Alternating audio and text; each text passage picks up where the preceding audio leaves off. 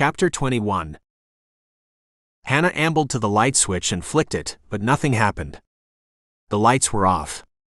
"What's happening?" she murmured, flicking the switch on and off before she understood that the lights weren't coming on. It wasn't like New York. This house was in the middle of a forest, and she didn't know anything about generators, and now the cold had taken over the house. Making a dash to the fireplace to place wood in it, she put her hand out on the mantel searching for matches.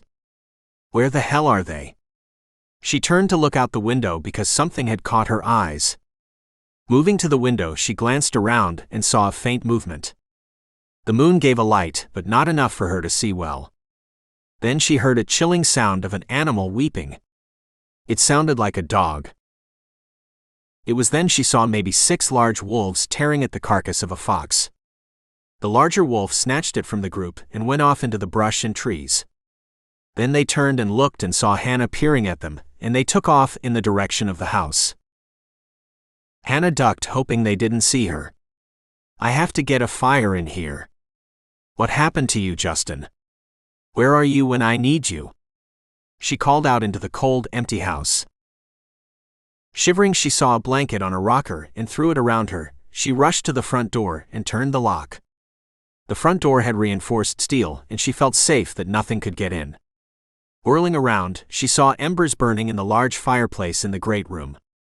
She sat on the floor close to the fire and took a deep breath, and wondered how long she could stand being alone and in this place, and when would Justin return. With her arms wrapped around her knees, she rocked herself back and forward. Her thoughts drifted to Jovani. He had never been far from her mind. She couldn't wait until he returned from Europe. She would have texted him if she had her phone. She could have alerted someone, but she couldn't be sure it would work in this wilderness. Everything else had failed her, including Justin and Jovani.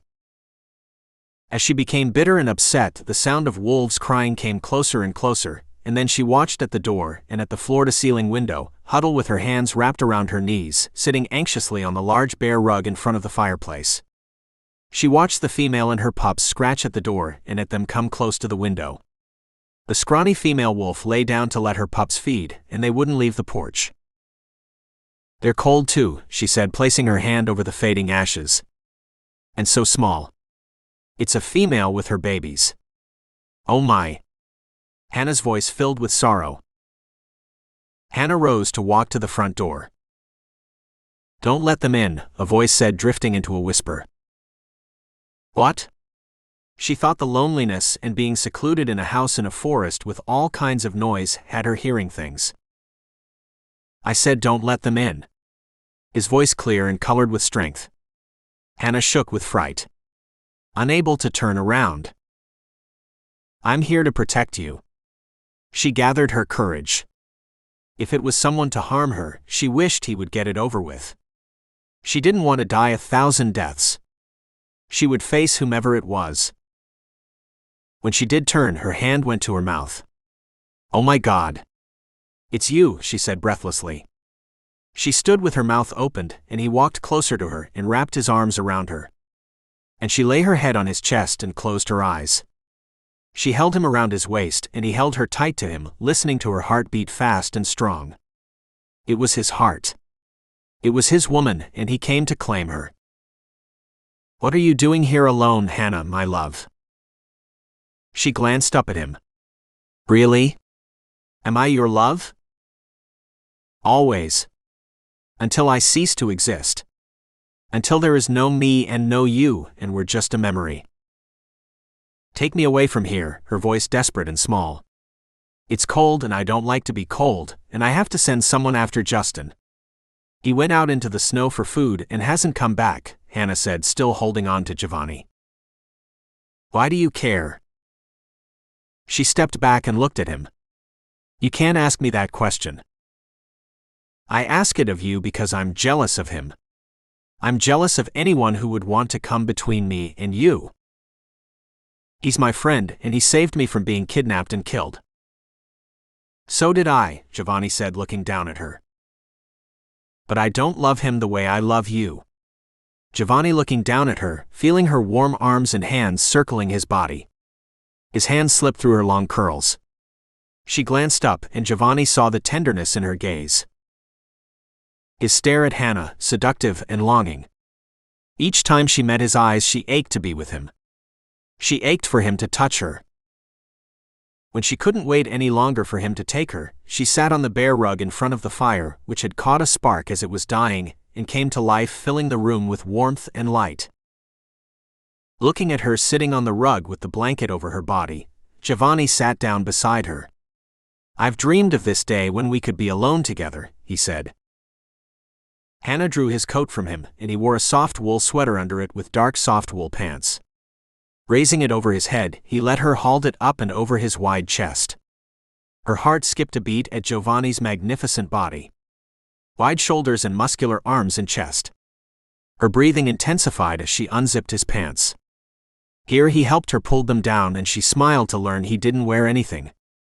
She thought he was a boxer kind of man, she had said to Gabriella when the subject came up. But that wasn't all that was up.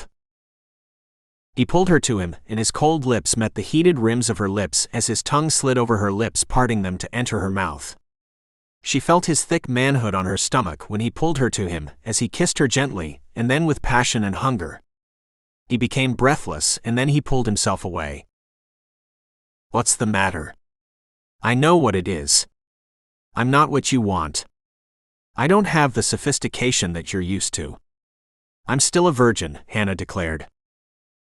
Jovani closed his eyes for a second and smiled at her innocence. "You are all I will ever want and need. I want no other, don't you understand?" His voice begging her to see how much he needs her. "Then what is it?" Hannah asked. "It's me. I'm a vampire. Do you understand what that means? I thought I could marry a human, you, and we could live our lives together. But all I will do is hurt you and bring pain to you." "I understand. Justin explained to me, and I've read about such things. How could you ever hurt me? I want you, and I'm afraid that I will hurt you when I enter you. You will bleed, and then I won't be able to control myself. I know how to tell you to stop. I may not be able to stop myself. Then you will become like me." "What is wrong with me being like you if I can be with you?" Hannah said. "You will be with me forever, and we won't be able to have children. You do want children?" "Yes, of course. It seems the only way for us to be together is for me to be able to control myself. Once we began, I don't know if I can control myself. My need and sexual hunger for you is too intense." "Do you love me?" Hannah asked. "More than my existence." "Then you will control yourself." She kissed him on the lips and laid back on the rug and opened the blanket. Jovani's eyes raked over her body from her hair to her breasts. Her breasts stood young, ripe and full. Her nipples increased until they reached a peak. His eyes moved down to her mound, and he salivated from the arousal he felt. It had been 100 years since he felt the lust and love he feels now. It had been 100 years since he entered a female, and one he loved so dearly. Leaning over her, he placed his mouth on her nipple, and then lightly kissed it as he moved downward, leaving his fingers to manipulate the tender swellings of her nipples as she rocked her body from the excitement of his touch. His mouth moved freely, not staying long where there was a vein pumping blood throughout her body. The smell of her skin attracted him to her. It was only one of the things that made her desirable to him. As Hannah's hips rose, Jovani had to make sure that she was very wet for his hard, cold penis. He trailed kisses down her thighs, and when his mouth neared her mound he said, "I'm going to kiss you between your legs." Hannah closed her eyes and waited for that moment. She remembered Gabriella saying that when a man kisses you, down there, it's like being in heaven, and it's the most erotic and pleasurable sex you will ever have, and she experienced it now. Jovani placed his mouth over the lips of her opening, and with his tongue, he flicked it over and over as he placed his fingers inside her to try to open her. She was tight. Tighter than he anticipated. Hannah reached for his hair, and with a fist of it she screamed, "Something is happening to me." "Yes, I know. You're having an orgasm." She lay back, and the heat and pleasure of that feeling overtook her, and her body shivered with excitement. Jovani's body reacted to her pleasure. He wrapped his arms around her waist and brought her lower body to him. "That's not the best part. There's more. You're extremely wet," he said as he pulled himself over her carefully. "I love you, Hannah. Will you marry me?" "Yes." And Jovani guided his large manhood down and inside of Hannah. She grimaced, but she thought Jovani didn't hear her. He moved his body up and down, being careful not to cause her to bleed. So far he hadn't smelled the blood, but if he did, he would pull out and leave before he risked hurting her. Once Hannah got over the pain of him entering her, she met his body as she moved to allow him further entrance. She opened her mouth and he placed his over hers as they moved together with them sharing the same breath. Her breath warm against his face. He enjoyed her heart beating in her chest and listening to it quicken whenever he quivered inside her from his passion. He closed his eyes and he exhaled into her mouth and he said, "It's beautiful. I feel alive, Hannah. I'm living again, and you're responsible for that," as he gave out a moan of pleasure and intense ejaculation into her body. When all of his force had entered into Hannah, he rolled off of her and held her tight in his arms. Then as he turned over to kiss her, he saw the day beginning. The sun beginning to rise. He rose to his feet and threw his cloak over his head. "Is there a basement in the house?" "What's the matter?" "I have to rest and go where the sun can't penetrate me." "I thought that was just a fairy tale." "No. It's true, and when you hear more you may not want to ever see me again." "I doubt that," she said as she placed the large quilt over her and walked with Jovani at a hurried pace. Jovani opened the door in the kitchen, and it led down to a cellar. He stepped down and turned around, and Hannah followed him. "Where are you going?" His voice desperate. His tone icy and remote. Not like the man who had made love to her and had asked Hannah to marry him. "With you. I can't sleep up here alone. I haven't slept all day worrying about Justin. I need to sleep and I'm cold. The only way I won't be afraid and freeze is to be with you." "I don't want you here with me." "You don't understand," Jovani said.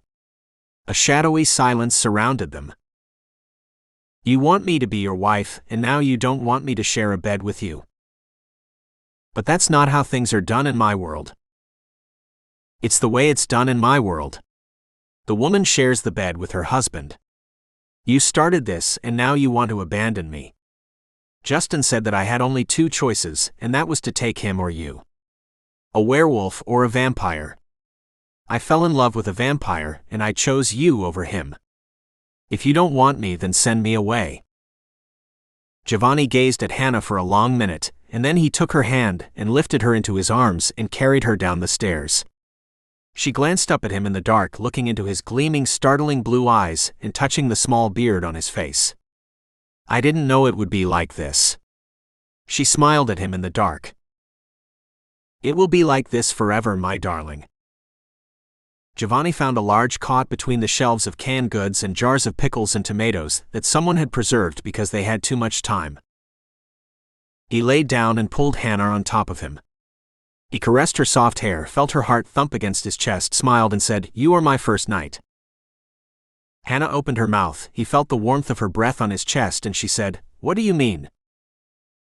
"You are the first woman I've slept with in 1,000 or more nights, and this is the first night I'm at peace with myself." Jovani held Hannah snug in his arms. She closed her eyes and he gazed down at her on top of him, and he slept with his arms wrapped around her. As the sun rose, he drifted into a peaceful sleep, with Hannah on top of his cold, hard body, with him listening to the rhythm of her heartbeat, and the warmth that he so desired for many nights. Waking hours later, Jovani opened his eyes to see Hannah still resting, and someone standing in the light leading down to the stairs. With the door opened, he caught a shadow of a large creature, and by his eyes, Jovani knew he was a hunter like himself. Jovani knew little of how long he had been standing there watching him sleep, but he knew if he had wanted to kill them both, he had his opportunity, but for some reason, he let that slip away. So he ruled out Sasha or her witch. He took a deep breath and didn't move. He had to wake Hannah. He didn't want any sudden moves from him to cause harm to come to her. At a disadvantage and the creature standing in silence, the tension grew and covered the dark room and Jovani. No one said a word. And lying down unsure to make a move, Jovani didn't know who or what he was dealing with. He had time to make a move, and he would. Before he could act, a voice signaled loud and strong. "Where is my son, vampire?" The voice said, unafraid and striking at the heart of Jovani with unimaginable fear. Not for himself but for Hannah. The end of Book 2. Book 3. I Am Last Night. Below is a list of my books, as well as a chapter from the Insatiable Werewolf series. A Bride for a Werewolf is Book 1A of the Insatiable Werewolf series. The werewolf Justin Samsa in the Night series is a member of the Sama's werewolf pack. You can learn about the Samsa werewolves if you haven't read the story. You can pick up Book 1 now. Insatiable, the lone werewolf finds his mate. By Rachel E. Rice. A Bride for a Werewolf. By Rachel E. Rice. Chapter 1. It had been hours driving back to San Francisco from Colorado. He didn't know why he didn't fly and why he needed to drive. But of course he did know. There were no flights through this snowstorm. He had to see a girl he had just met in one of his college classes. And he thought he was in love. And he couldn't wait until she returned from her vacation with her friends. "If you want to see me again, I'm staying at this lodge," she had said, walking out early of the large lecture room. Her long blonde hair flowing casually down her back. Her tight jeans fitting in all the right places. As she passed his seat, she discreetly handed him a note with her name and her telephone number on it, and the location of the lodge she was staying in Summit County. Traveling back to San Francisco, he didn't expect it to get dark as early as it had.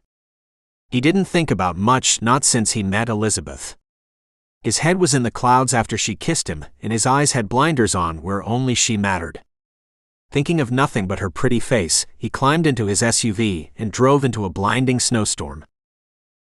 When he had time to think, he knew he must have been a fool to travel there alone and then drive back, but he was young and foolish and in love.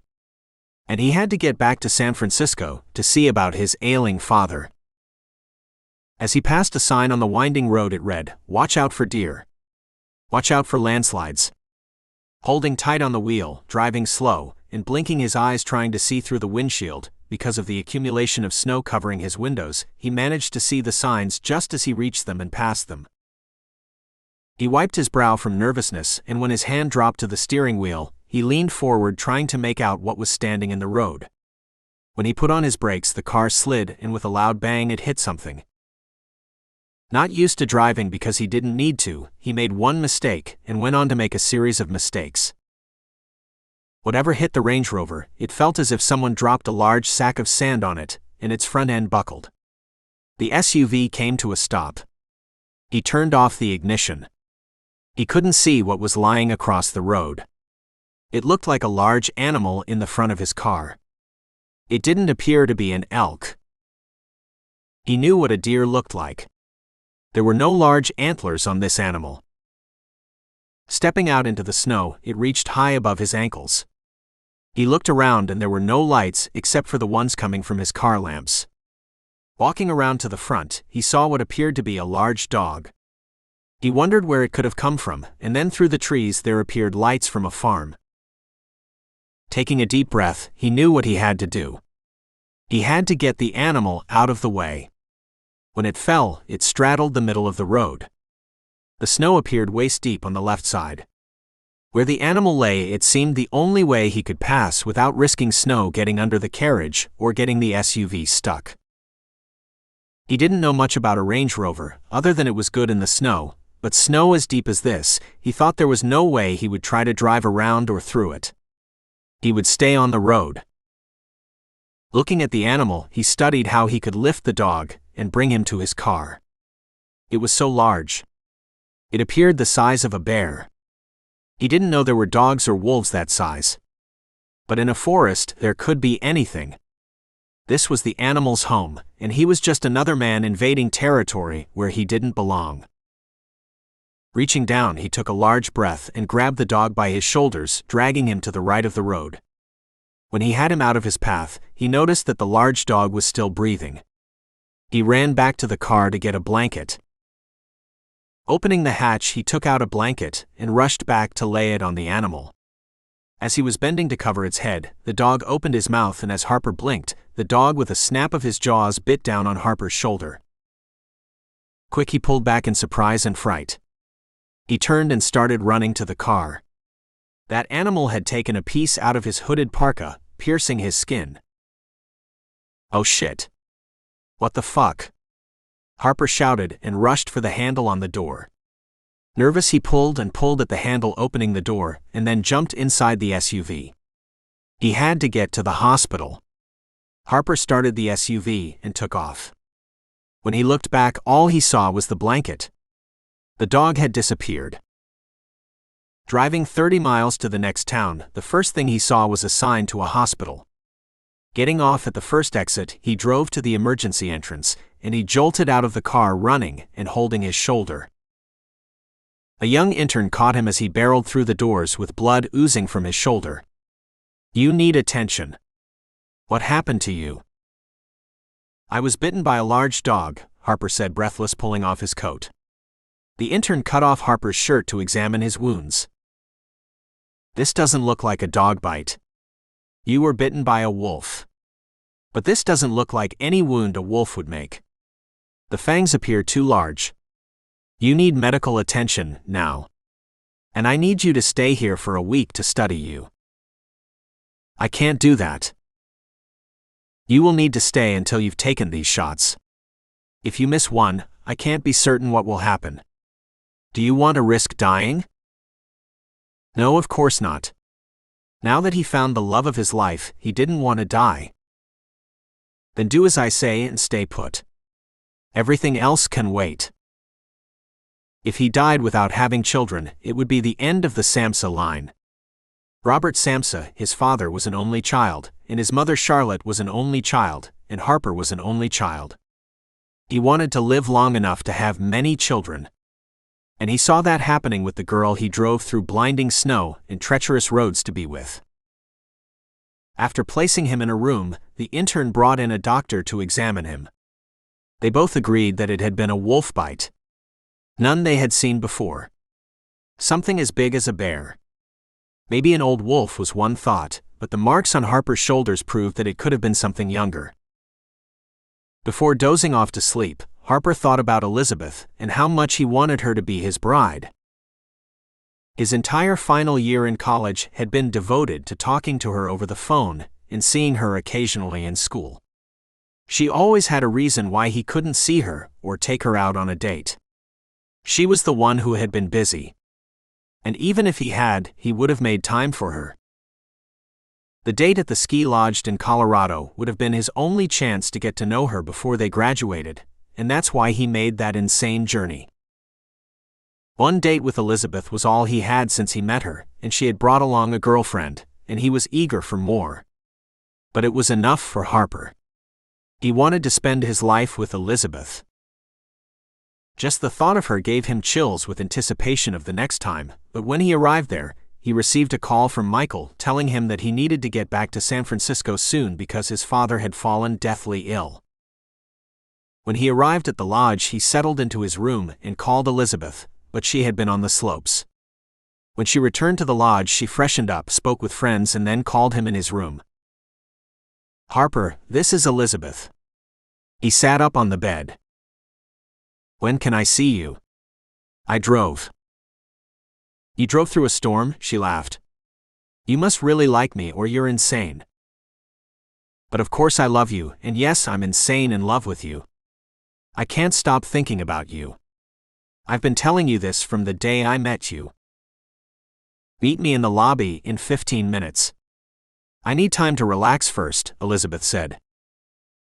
Waiting around and pacing the length of the oversized room, Harper watched at the clock. It didn't look like it would change. 15 minutes was a long time, he thought.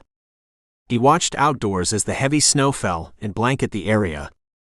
He thought of his sick father, and thought of how selfish he had been to leave him. His father said he understood how a young man feels when he's in love, but Harper wondered if his father truly understood the desires and needs of a young man. Watching out the window and waiting for Elizabeth, he had time to watch at some of the skiers hopping off the lift, and noticing some who took the ski lifts to start their ascent. Harper remembered why he never learned to ski. The first time his father took him to the slopes, he broke his leg, and his father wouldn't bring him again. Robert Samsa said when Harper begged him, "I'm not going to risk the life of my only son." And that was that, and he never took him again. Harper felt he had been too protective. Watching the clock, it finally showed 15 minutes had passed.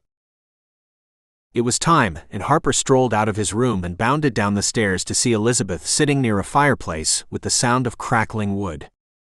It was so romantic, he thought. He stood looking at her. He had been nervous before, but nothing like this.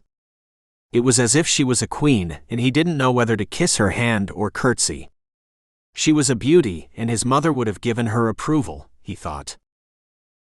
Elizabeth smiled at Harper. "I'm hungry. I made reservations for us." But of course she did. He had too much respect for her to have dinner in his room and then expect to make love to her. But that's what he wanted to do. It had been a year since he had known her, and 6 months from their last kiss. He reached for her hand and she placed it in his. The heat of emotion at just touching her hand overcame him. She felt his hand tremble as he led her to the dining room. They were shown their table near another fire, but with a view of the mountain range filled with snow. When they sat, he took her hand, and they traded glances. Her eyes large and blue, her lashes thick. "Do you ski?" Elizabeth asked. "No. I'm afraid not." Harper couldn't take his eyes off of Elizabeth. Her hair a beautiful silky blonde. Her face pale. But her lips were the center of this beautiful canvas. They were naturally pink and full. And he couldn't wait to kiss them again. He hoped it wouldn't be 6 more months because he couldn't stand it. The desire for sex had built within him to a climax, and he needed relief. "Mr. Samsa. Mr. Samsa. It's time for your shots," a nurse said, waking him from his thoughts. "How many do I have to take?" 3 doses. 7 days after the first dose, and then 14 to 21 after dose 1. The doctor walked in with the intern. The same one who cleaned his wounds. "I'm Dr. Collins. I can't stay here 21 days. My father is ill," Harper said, his voice low. "I'm aware of that. I just wanted to emphasize what I said before, that what has happened to you is serious, and the pathologist can't tell if you were bitten by a wolf or something else." "What could it have been?" "It looked like a dog, but it was enormous," Harper said, hoping for an answer. "We really don't know what it is. However, we've had bites like that before. Hunters have discovered deer with the same kind of bite marks, and a few hunters reported being bitten by a large dog or wolf." "What happened to them?" "They died." The doctor looked to the intern with urgency in his eyes. "You have to take care of that wound." It was as if the doctor and the intern shared some kind of secret. "Therefore, it's important that you take your doses as stated," Dr. Collins said. His voice filled with alarm. Harper's eyes wavered to the doctor.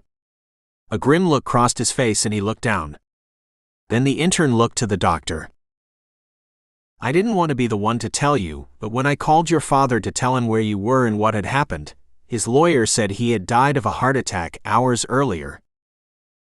Harper didn't hear anything because of the ringing in his ears, and his light-headedness and the emptiness in his heart. He sat up in the hospital bed and stared into nothingness. The agony of remembering his father, and thinking of his selfishness of leaving a dying father to be with a girl he thought he was in love with, pained him. The expression on his face changed, his eyes and mouth flowed down into a curve. Tears pooled into Harper's deep blue eyes and they deepened with profound sadness. His father, Robert Samsa, had died early. Only in his 60s. The end of Chapter 1, A Bride for a Werewolf. Author's note. If you haven't read The Soul of a Vampire books 1, 2, and 3, they're on sale for a low price. The books should be read in order. Enjoy and sign up to my newsletter for coming attractions, cover reveals, and free giveaways. You can always contact me at rachelaris04@gmail.com, and I promise you I will answer your emails. Please leave a review if you enjoyed the books, and try the box set for a savings.